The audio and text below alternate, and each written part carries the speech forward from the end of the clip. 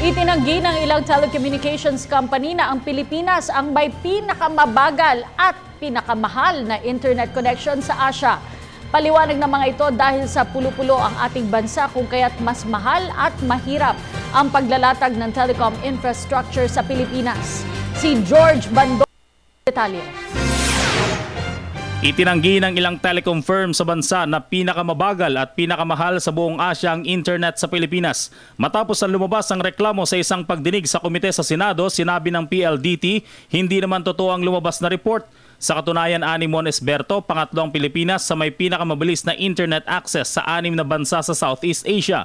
Sa isang pag-aaral ng Akamai, bago matapos ang taong 2013, naglalaro daw sa 32.6 megabytes per second ng bilis ng internet sa atin tuwing peak time. Bumilis na ito ng 144% kumpara noong huling bahagi ng 2012.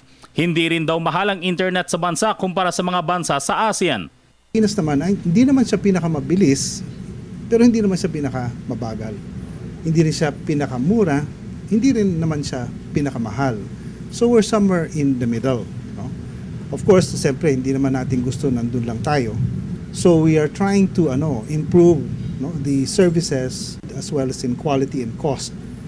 At we're making progress naman. Pero inamin ni Esberto na lubhang mahal ang pagsasagawa ng mga telecom infrastructure sa bansa. Sa katunayan, ang National Telecommunication Commission na ang nagsabi na kailangan gumastos ang pamahalaan ng 746.4 billion pesos para makapag-internet ng mabilis ang 80% ng mga kabahayan sa bansa.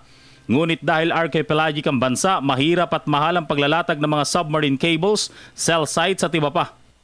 Gusto natin, at saka importante naman talaga internet para sa Pilipinas in this day and age. We will have to continue investing. There's no getting around that.